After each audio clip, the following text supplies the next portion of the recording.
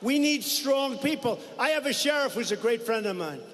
And he said, and he's had a problem with the MS-13 people. He said to me, you know something, President? I really don't mind if ICE comes in and does the job. I really don't want. You know, this is tough stuff. They want to get rid of these incredible warriors. They're warriors. We're fighting a war, and we're fighting a war on drugs. They're bringing in drugs. They're bringing in lots of bad people. We're getting the hell.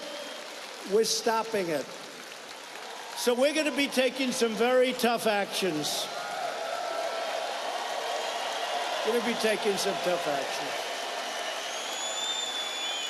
I don't know if it's before the election or after the election. You know, a lot of the Republicans say, and they're good, we need more Republicans, but they're friends of mine. They say, President, you know, and some of them are really tough guys, and they said, sir, we're better off if we wait till after. I say, it's better before. Let's do it before. Sir, we're better off. You know who thinks it should be before? Rush Limbaugh thinks it should be before the election. You know who else? Sean Hannity. A lot of them. Great people. Now, a lot of people think, but a lot of great Republicans, well-meaning. I don't mean like they're well-meaning. They say, look, we have the best economy ever. We're doing great. Maybe we don't want to complicate it. And I understand it. You know, I'm a little torn myself. I would personally prefer before. But whether it's before or after, we're either getting it or we're closing down government. We need border security. We need border security.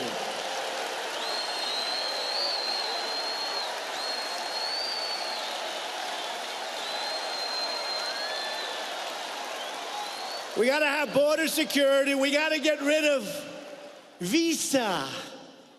How about that? Visa lottery. You know what a lottery is? You pick it out of a hat. Now, do you think that these countries, many of whom get aid from us, and then they send, remember when I hate to say it, coming down the escalator? The beautiful First Lady in the white dress coming down that escalator, that big, big, beautiful day. When everybody said, oh, he's just doing this for fun. He doesn't really mean it. Man, if I don't mean it, I hope you tell me soon because it's a lot of work. But coming down the escalator, and you remember what I said, they're sending. Do you remember that? They're sending. And I mentioned words. I won't even mention them tonight because there's a lot of young people here. But I mentioned words, and everybody thought it was wonderful. But then about 2 days later, they said, did he say this? Did he say that? Guess what? What I said is peanuts compared to what turns out to be the truth. It's peanuts. So we're going to have not lottery where you pick it out. Ladies and gentlemen, our first lottery winner, you know, they think we're playing like a game show. Our first lottery winner, let's see, he has 7 convictions for death. He's killed 9 people. And we're getting him the hell out of our country and giving them to the stupid politicians that have been running the United States for many years. And we're going to send him up there because he just won the lottery. Congratulations. Congratulations. Yep, that's a beauty. Then you have chain migration. Chain migration. And this was the Schumer deal. Schumer wanted this. Schumer. You have chain migration. You know what that is? A guy comes in, stone cold killer in many cases. A guy comes in, and then you have to bring his aunt, his uncle, his father, his grandfather, his grandparents, his third niece by a different marriage. So this bad guy that ran over and killed 8 people on the West Side Highway in New York City, a place I know very well, driving like 80 miles an hour in a 20-mile zone. And then he said, hey, look, there's people, nice people, they're relaxing. Some are jogging, beautiful park along the Hudson River. He decides to kill them. So he makes a right turn. He killed 8, and many are just decapitated. They lost arms, they lost limbs. they lost so much. They lost their life, but they lost so much. You know, nobody ever talks about the seriously injured people. They always talk about the people that died. In some cases, those are the lucky ones. What happens with some of these people, how badly injured they are. Their lives are so badly destroyed. And this animal killed 8, and he wounded 8 or 9. Some are still in the hospital. That was a year and a half ago. And he came in through chain.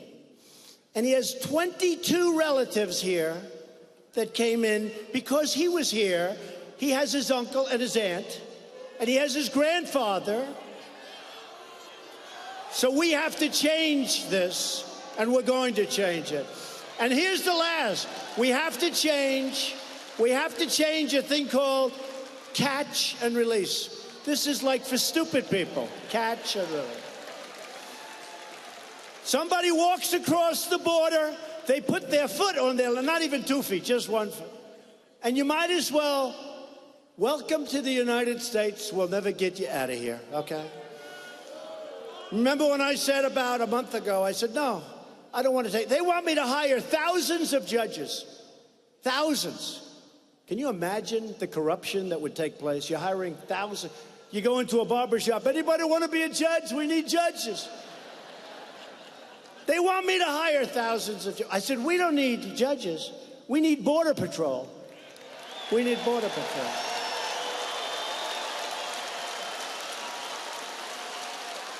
If you have a house and somebody goes to sleep on your lawn, you say, sorry, folks, get out of here. If you call the police, they're going to remove. They're going to tell you, it's your lawn. This is our country. This is our country. You get the hell out. And we're doing really well, but we have really bad laws. You know, we're setting record numbers in terms of positive stuff, but we just have bad laws. So catch and release. You catch him. Now you take his name, and then you release him.